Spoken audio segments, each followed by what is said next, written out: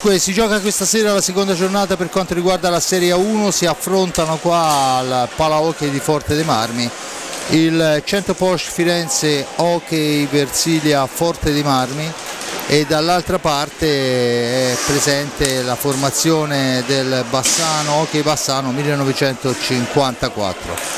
Attenzione a Silva, sbaglia tutto, la recupera Torner per Gil, il missile di Gil passa all'ada, eccola! Fede Ambrosio,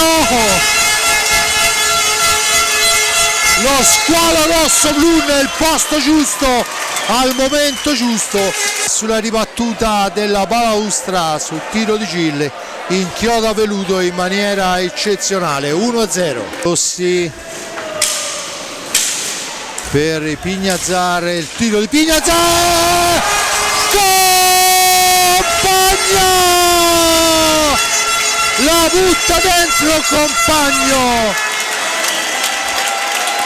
il filtrante di Pignazzar, e Compagno la spizza quel tanto che basta per ingannar Veludo ed è 2-0 Giulio.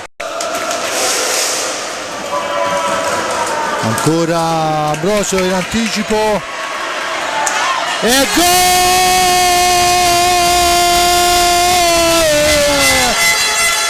Ambrosio, lo squalo morde ancora, 5 minuti e 16 secondi, 3-0 Guimaraes, ma la sfera è riconquistata dal Forte dei Marmi per l'ingaggio. Galbas la porta avanti per i suoi, percussione di Galbas che poi scivola, attenzione a tu per tu, Riccardo Agnata e poi no, sulla ribattuta arriva Amato, il più veloce, la butta dentro.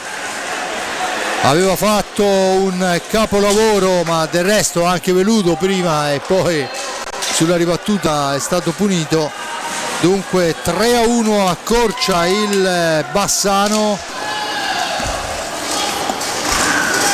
Tutto è partito da un infortunio, ma attenzione adesso che siamo a 2 contro il portiere e c'è il raddoppio.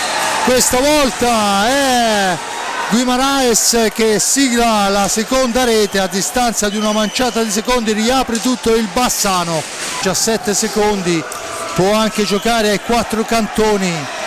Torner ancora, sfera lunghissima ma la riconquista Silva, attenzione, poi niente, non è successo niente dice l'arbitro e finisce qui su quello che può essere, a mio avviso, vorrei rivederlo se è possibile, un fallo pericolosissimo da parte di Torner. C'è l'espulsione per Guimaraes per proteste.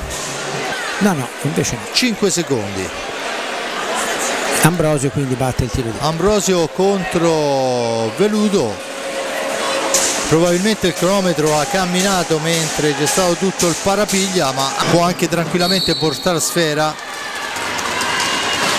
E infatti eccola là, e finisce adesso, prima della sirena c'è il fischio arbitrale. Comunque di fatto il risultato dice Forte dei Marmi 3 e Bassano 2.